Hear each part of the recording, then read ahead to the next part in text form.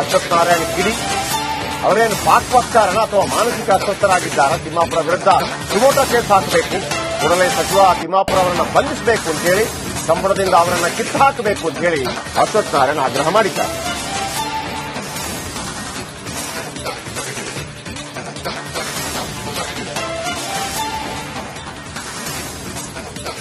ಪಹಲ್ಗಾಂವ್ ವಿಚಾರವಾಗಿ ಸಚಿವ ಆರ್.ಬಿ. ತಿಮ್ಮಾಪುರ್ ದಿನಕ್ಕೊಂದು ಹೇಳಿಕೆಯನ್ನು ಕೊಡ್ತಾ ಇರ್ತಕ್ಕಂಥದ್ದು. ಈಗ ಐಡಿ ಕಾರ್ಡ್ ಕೇಳಿ ಹೊಡಿತಾರ, ಏಕಾಏಕಿ ಗುಂಡು ಹೊಡೆದು ಓಡೋಗ್ತಾರೆ ಅನ್ನುವಂತ ಮಾತನ್ನ ಹೇಳಿದ್ದಾರೆ.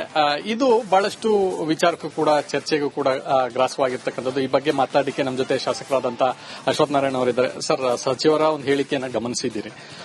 ಖಂಡಿತ ಸನ್ಮಾನ್ಯ ತಿಮ್ಮಾಪುರ್ ಅವ್ರಿಗೆ ಒಂಥರ ಏನೋ ಮಾನಸಿಕವಾಗಿ ಏನಾಗಿದೆಯೋ ಗೊತ್ತಿಲ್ಲ. ರಾಜಕೀಯವಾಗಿ ತಮ್ಮ ಲಾಭಕ್ಕಾಗಿ ಇವನ್ನೇನು ಯಾರೇನು ಕೇಳಕ್ ಬಂದಿಲ್ಲ.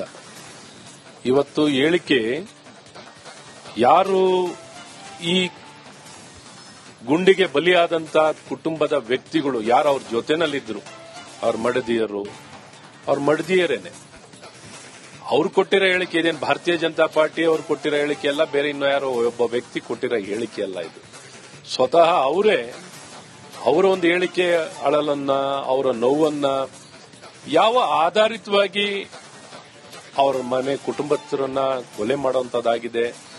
ಒಂದು ಅವರ ಧರ್ಮವನ್ನ ಕೇಳುವಂಥದ್ದು, ಅವ್ರ ಹೆಸರು ಕೇಳುವಂಥದ್ದು, ಅಥವಾ ಕಲ್ಮಾ ಹೇಳ್ತೀಯ ಅಂತ ಅನ್ನೋಂಥದ್ದು, ಅಥವಾ ಬಟ್ಟೆನ ಬಿಚ್ಚಿ ನೋಡಿರುವಂಥದ್ದು.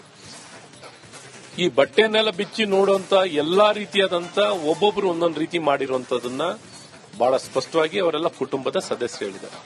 ಹಾಗಾಗಿ ಇವರು ಏನೋ ಲಾಭಕ್ಕಾಗಿ, ಬಿಜೆಪಿಯವರೇನೋ ಲಾಭಕ್ಕಾಗಿ ಮಾತಾಡ್ತಿದ್ದಾರೆ. ಈ ಹುನ್ನಾರ ಬೇಹುಗಾರಿಕೆ ವಿಫಲವಾಗಿದೆ. ಕಾರ್ಗಿಲ್ನಿಂದ ಹಿಡಿದು ಕಾರ್ಗಿಲ್ ಯುದ್ಧವನ್ನು ಗೆದ್ದವರು ಯಾರು? ಇವತ್ತು ಪುಲ್ವಾಮಾದಲ್ಲಿ ಉತ್ತರ ಕೊಟ್ಟಿರೋದೇನು? ಯಾವತ್ತಾರ ಒಂದಿನ ನೀವು ಈ ರೀತಿ ಉತ್ತರವನ್ನು ಕೊಡ್ಲಿಕ್ಕೆ ಆಗಿದೆಯಾ? ಇವತ್ತು ಏನೋ ತಲೆಗೆ ಬಂದಂತೆ ತಾವೆಲ್ಲ ಮಾತಾಡ್ತಿದ್ದೀರಾ. ಇದು ಈ ಭಯೋತ್ಪಾದಕರು, ಜಿಹಾದಿಗಳು ಗೊತ್ತಿದೆಯಾ ಸನ್ಮಾನ್ಯ ತಿಮ್ಮಾಪುರ್ ಅವರೇ? ಇವರು ಜಿಹಾದಿಗಳು. ಇವರು ಬಂದಿರೋದೇ ಇನ್ನೊಂದು ಧರ್ಮವನ್ನ ಸಂಪೂರ್ಣವಾಗಿ ನಿರ್ನಾಮ ಮಾಡಬೇಕು. ಜಿಹಾದಿಗಳ ಉದ್ದೇಶನೇ ಇದು. ಅವರಿಗೆ ಅವ್ರ ಧರ್ಮ ಬಿಟ್ರೆ ಬೇರೆ ಇನ್ನೊಂದು ಧರ್ಮವನ್ನ ಒಪ್ಕೊಳ್ಳಲ್ಲ. ಇಂಥ ಭಯೋತ್ಪಾದಕರ ಪರವಾಗಿ ನೀವು ವಕ್ತಾರ, ನೀವು ಯಾವ ಆಧಾರದ ಈ ರೀತಿ ಮಾತಾಡ್ತಿದ್ದೀರಾ? ನಿಮಗೆ ಅಸ್ವಸ್ಥರಾಗಿದ್ದೀರಾ? ನಿಮಗೇನು ತಲೆ ಕೆಟ್ಟಿದ್ಯಾ? ಮನ ಬಂದಂತೆ ಮಾತಾಡ್ತೀರಿ, ಇಡೀ ದೇಶಕ್ಕೆ ಅವಮಾನ ಮಾಡ್ತಿದ್ದೀರಾ. ಮತ್ತು ಆ ಒಂದು ಗುಂಡಿಗೆ ಬಲಿಯಾದಂತ ವ್ಯಕ್ತಿಗಳೇ ಮತ್ತು ಕುಟುಂಬದವರಿಗೆ ಅವಮಾನ ಮಾಡ್ತಿದ್ದೀರಾ. ಇದಿಷ್ಟು ಶಾಸಕರಾದಂತಹ ಅಶ್ವಥ್ ನಾರಾಯಣ ಅವರ ಮತ್ತು ಕ್ಯಾಂಪರ್ಸನ್ ಮಂಜುನಾಥ್ ಜೊತೆ ಚಂದ್ರಶೇಖರ್, ರಿಪಬ್ಲಿಕ್ ಕನ್ನಡ, ಬೆಂಗಳೂರು. ದಯವಿಟ್ಟು ದೇಶದ ವಿಚಾರ ಬಂದಾಗ್ಲಾದ್ರೂ ಒಂದಾಗ್ರಪ್ಪ. ನೀವು ನಿಮ್ಮ ಹಣೆ ಬರಕ್ಕೆ ನಿಮ್ಗೆ ರಾಜಕೀಯವಾಗಿ ಯಾವನ ಓಟ್ ಹಾಕ್ತಾನೆ, ಬೇಕಿದ್ರೆ ಅವರ ಕೈಕಾಲನ್ನ ನೀವು ಹಾಲಿನಿಂದ ಅಭಿಷೇಕ ಮಾಡಿ ತೊಳಿರಿ, ಯಾವನು ಬೇಡ ಅಂತಂದ. ದೇಶದ ವಿಚಾರ ಬಂದಾಗ ಅಟ್ಲೀಸ್ಟ್ ಪೋಸ್ಟ್ ಮಾರ್ಟಮ್ ರಿಪೋರ್ಟ್ ನಂತರ ವೈದ್ಯರು ಹೇಳಿದ್ದಾರೆ, ಹೌದು. ಆಮೇಲೆ ಫ್ಯಾಮಿಲಿ ಅವರು ಹೇಳಿದ್ದಾರೆ.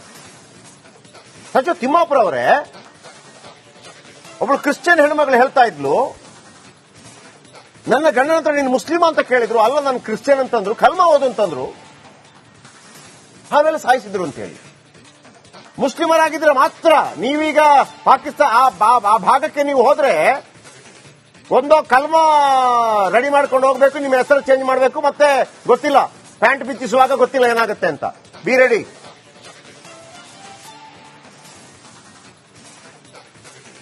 ಆಮೇಲೆ ಇವತ್ತು ಶಾಂತಿ ಬೋಧನೆ ಮಾಡ್ತಾ ಇದ್ರಲ್ಲ ನಮಗೆಲ್ಲ ಕೂತ್ಕೊಂಡಿಲ್ಲಿ. ಗೊತ್ತಿದೆ ನಮಗೆ ಯುದ್ಧ ಅಂತಂದ್ರೆ ಅಷ್ಟು ಈಸಿ ಅಲ್ಲ, ಕಷ್ಟ ಆಗತ್ತೆ, ಮತ್ತೊಂದಾಗತ್ತೆ. ಬಟ್ ನಾಯಿಪಾಡು ದೇಶಗಳೆಲ್ಲ ಬಂದ್ಬಿಟ್ಟು ನಮ್ಮ ಹತ್ರ ಮಾತಾಡ್ತಾ ಇದೆ ಅಂತಂದ್ರೆ, ನೀವು ರೋಡಲ್ಲಿ ಹೋಗ್ತಿರ್ಬೇಕಾದ್ರೆ ಒಂದು ಕಜ್ಜಿ ನಾಯಿ ನಿಮ್ಮನ್ನು ಪದೇ ಪದೇ ಕೆಣಕ್ತಾ ಇದೆ ಅಂತಂದ್ರೆ ಒಂದು ಕಲ್ಲು ಬಿಸಾಕ್ತೀರಾ ಇಲ್ವೋ? ಮುದ್ದು ಮಾಡ್ತೀರನ್ರಿ? ಅಲ್ಲಿ ಮತ್ತು ಸಿಎಂಗೆ ಮಿಲಿಟೆಂಟ್ ಟೆರರಿಸ್ಟ್ ಅಂತ ಹೇಳೋದಕ್ಕೆ ಒಂದು ಹಿಂಜರಿಕೆ. ಮಿಲಿಟೆಂಟ್ ಅಂತಂದ್ರೆ ಒಂದು ರೀತಿಯಲ್ಲಿ ಪ್ರತ್ಯೇಕತಾವಾದಿಗಳು ಅಂತ ಇದ್ದಂಗೆ. ಅಂದ್ರೆ ಅದ್ರ ಅರ್ಥ ಹಂಗ್ ಬರುತ್ತೆ ಇಂಗ್ಲಿಷಲ್ಲಿ, ಕನ್ನಡದಲ್ಲಿ ಬರ್ದೇ ಇದ್ದಿರಬಹುದು, ಆದ್ರೆ ರಾಷ್ಟ್ರೀಯ ಮಟ್ಟದಲ್ಲಿ ಚರ್ಚೆ ಹಂಗಾಗ್ತಾ ಇದೆ. ಮಿಲಿಟೆಂಟ್ ಅನ್ನೋರು ಇದಾರಲ್ಲ, ಅವ್ರಿಗೆ ಒಂದು ಪ್ರತ್ಯೇಕ ಟಾರ್ಗೆಟ್ ಅಂತಿರುತ್ತೆ.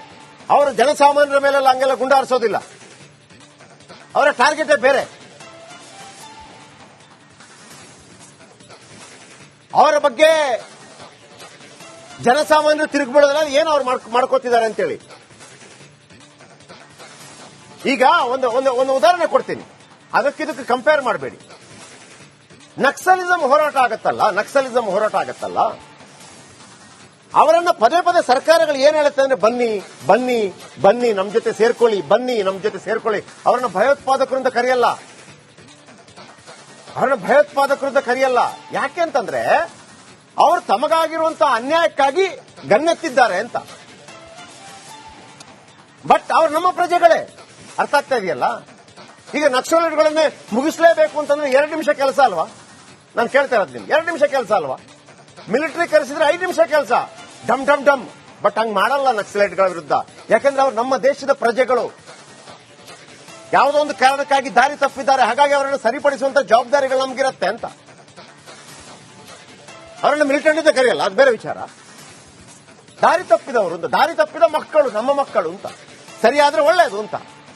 ಸಮಟೈಮ್ಸ್ ಪೆಟ್ಟು ಕೊಟ್ಟು ಸರಿ ಮಾಡಬೇಕಾಗತ್ತೆ. ನಮ್ಮ ಮಕ್ಕಳಿಗೆ ಪೆಟ್ಟು ಕೊಟ್ಟಂಗೆ ಅಲ್ವಾ? ನಾನು ಅದ್ರ ಸಿಂಪತೈಸರ್ ಅಲ್ಲ, ದಯವಿಟ್ಟು ಹಂಗೆ ತಿಳ್ಕೋಬೇಡಿ. ಆದ್ರೆ ಮಿಲಿಟೆಂಟ್ ಮತ್ತು ಟೆರರಿಸ್ಟ್ ಅಲ್ಲಿ ತುಂಬಾ ವ್ಯತ್ಯಾಸ ಇದೆ.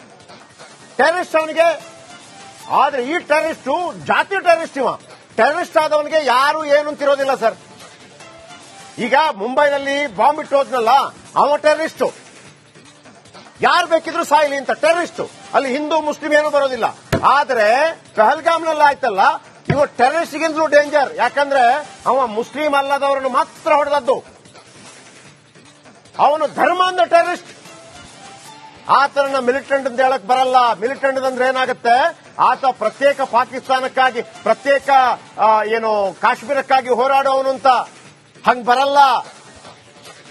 ಇದು ಸಿಎಂ ಸಿದ್ದರಾಮಯ್ಯನವ್ರಿಗೂ ಗೊತ್ತಿರ್ಲಿಕ್ಕಿಲ್ಲ. ಸಿಎಂ ಸಿದ್ದರಾಮಯ್ಯನವರ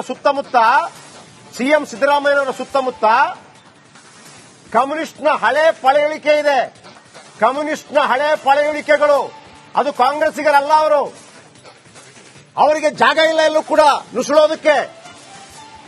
ಅವರು ಗಂಜಿ ಕೇಂದ್ರ ಮಾಡ್ಕೊಂಡ್ಬಂದು ಸಿದ್ದರಾಮಯ್ಯ ಸುತ್ತಮುತ್ತ ಇದ್ದು ತಮ್ಮ ಎಡಬಿಡಂಗಿ ಕಮ್ಯುನಿಸ್ಟ್ ಸಿದ್ಧಾಂತವನ್ನು ಹೇರ್ತಾ ಇರೋದು ಸಿದ್ದರಾಮಯ್ಯನವರ ಮೇಲೆ. ಸಿದ್ದರಾಮಯ್ಯನವರೇ, ಇವರ ಬಗ್ಗೆ ಕೂಡ ನೀವು ಎಚ್ಚರವಾಗಿರ್ಬೇಕು. ಅವುಗಳು ಪೋಸ್ಟ್ ಆಗ್ತವೆ. ಏನು ಅಂತಂದ್ರೆ ಹೋಗಿ ಹೋಗಿ ಯುದ್ಧ ಮಾಡಿ ಅಂದ್ರೆ, ಅವುಗಳೇನು ಗೊತ್ತಾ, ಯುದ್ಧ ಮಾಡಿ ಅಂತಂದ್ರೆ ನೀವು ಯುದ್ಧ ಮಾಡಿ ಸತ್ತೋಗ್ಬಿಡಿ, ಇಲ್ಲಿ ಯಾರಾದ್ರೂ ಉಳಿದಿರ್ತಾರಲ್ವಾ ಅವರಿಗೆ ಗಂಜಿ ಕೇಂದ್ರಗಳಾಗಿ ಅವರಿಗೆ ಬಕೆಟ್ ಇಟ್ಕೊಂಡು ನಾವು ಯಾವ್ದಾದ್ರು ಪ್ಲೇಸ್ ತಗೋತೀವಿ ಅಂತೇಳಿ. ನಾಚಿಕೆ ಮಾನ ಮರ್ಯಾದೆ ಇಲ್ದಾವ್. ಸಿಎಂ ಸಿದ್ದರಾಮಯ್ಯನವರನ್ನು ಮಿಸ್ಗೈಡ್ ಮಾಡ್ತಾ ಇದ್ದಾರೆ. ಅದು ಸಿದ್ದರಾಮಯ್ಯ ಅರ್ಥ ಮಾಡ್ಕೋಬೇಕು. ಇದು ಮಿಲಿಟೆಂಟ್ ಅಂತಂದ್ರೆ ಭಯೋತ್ಪಾದಕ ಬೇರೆ, ಮಿಲಿಟೆಂಟ್ ಬೇರೆ. ಮಿಲಿಟೆಂಟ್ಗೆ ಒಂದು ಮೋಟೋ ಇರುತ್ತೆ, ಅವನು ಜನಸಾಮಾನ್ಯರ ಮೇಲೆ ಶೂಟ್ ಮಾಡಲ್ಲ.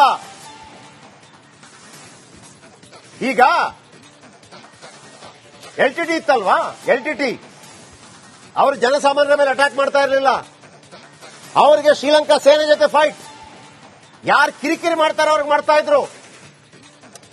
ಮಿಲಿಟೆಂಟ್ ಅಂತಾರೆ, ಉಗ್ರಗಾಮಿಗಳು. ರಾಜೀವ್ ಗಾಂಧಿಯನ್ನು ಕೊಂದವರು ಕೂಡ ಅವರೇ. ಯಾಕೆ ಹೇಳಿ? ಅಂದ್ರೆ ಚರ್ಚೆ ಹೇಳ್ತೀವಿ. ರಾಜೀವ್ ಗಾಂಧಿಯನ್ನು ಯಾಕೆ ಕೊಂದ್ರು ಅಂತಂದ್ರೆ, ರಾಜೀವ್ ಗಾಂಧಿ ಅವರು ಭಾರತದ ಸೇನೆಯನ್ನ ಶ್ರೀಲಂಕಾಗೆ ಕಳಿಸ್ತಾರೆ. ಶಾಂತಿ ಪಾಲನಾ ಪಡೆ ಅಂತೇಳಿ ಕಳಿಸ್ತಾರೆ LTT ವಿರುದ್ಧ ಹೋರಾಟ ಮಾಡೋದಕ್ಕೆ. ಅರ್ಥ ಆಯ್ತಾ? LTT ವಿರುದ್ಧ ಹೋರಾಟ ಮಾಡೋದಕ್ಕೆ ರಾಜೀವ್ ಗಾಂಧಿ ಕಳಿಸ್ತಾರೆ ಶ್ರೀಲಂಕಾಗೆ ಶಾಂತಿ ಪಾಲನಾ ಪಡೆ.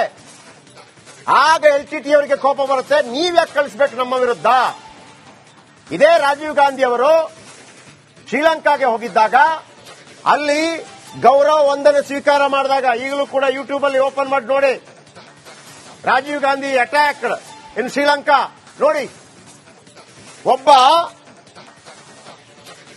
Rajiv Gandhi guard of honour ಗೌರವ ಅಲ್ಲಿ ಕೊಡ್ತಾರಲ್ವಾ, ಆಗ ಲೈನಲ್ಲಿ ನಿಂತ ಒಬ್ಬ ವೈಟ್ ಡ್ರೆಸ್ ಹಾಕಿದ್ದವ ತನ್ನ ಗನ್ನನ್ನ ತೆಗೆದು ರಾಜೀವ್ ಗಾಂಧಿ ತಲೆ ಹೊಡಿತಾನೆ. ನೋಡಿ ತೆಗೆದು, ರಾಜೀವ್ ಗಾಂಧಿ ಅಟ್ಯಾಕ್ ಇನ್ ಶ್ರೀಲಂಕಾ ಅಂತ ಹೊಡಿವಿ ಬರುತ್ತೆ. ಯಾಕೆ ಅಂತಂದ್ರೆ ನಮ್ಮ ವಿಚಾರಕ್ಕೆ ನೀವು ಬರಬೇಡಿ ಅಂತ. ನಂತರ ಶಿವಾರಸನ್ ಮತ್ತು ಶುಭ ಎನ್ನುವರು 1991ರಲ್ಲಿ ತಮಿಳುನಾಡಿನ ಶ್ರೀಪೆರಂಬುದೂರಿನಲ್ಲಿ ರಾಜೀವ್ ಗಾಂಧಿಯನ್ನು ಕೊಲ್ತಾರೆ. ಅಲ್ಲಿ ಒಂದು ಮತ್ತೆ ಪ್ರಶ್ನೆ ಬರುತ್ತೆ, ಆಗ ಸೆಕ್ಯೂರಿಟಿ ಲ್ಯಾಬ್ಸ್ ಆಗಿಲ್ವಾ? ಯಾರ ಸರ್ಕಾರ ಇದ್ದದ್ದು? ಸೊ ಸೆಕ್ಯೂರಿಟಿ ಲ್ಯಾಬ್ಸ್ ವಿಚಾರ ಚರ್ಚೆ ಮಾಡಬೇಕು. ಯಾವ ಕಾಲಕ್ಕೆ ಮಾಡಬೇಕು? ಅದು ಬೆಳಿಗ್ಗೆ ಎದ್ದ ತಕ್ಷಣ ರಾತ್ರಿ ಊಟ ಯಾರು ಮಾಡಲ್ಲ. ಬೆಳಿಗ್ಗೆ ಎದ್ದ ತಕ್ಷಣ ತಿಂಡಿ ತಿನ್ನೋದು, ನಿತ್ಯ ಕರ್ಮಗಳನ್ನು ಮುಗಿಸಿದ ನಂತರ ಮಧ್ಯಾಹ್ನ ಟೀ ಕುಡಿಯಲ್ಲ ಯಾರು ಕೂಡ, ಊಟ ಮಾಡೋದು. ಯಾಕೆ ಹೇಳ್ತಾ ಇದ್ದೀನಿ ಅಂತಂದ್ರೆ, ಯಾವ ಟೈಮಲ್ಲಿ ಏನೇನನ್ನು ಮಾಡಬೇಕು ಅದನ್ನು ಮಾಡಬೇಕು. ಅವರು ಭಯೋತ್ಪಾದಕರಿಗಿಂತಲೂ ಡೇಂಜರ್. ಭಯೋತ್ಪಾದಕರಿಗೆ ಜಾತಿ ಇರೋದಿಲ್ಲ.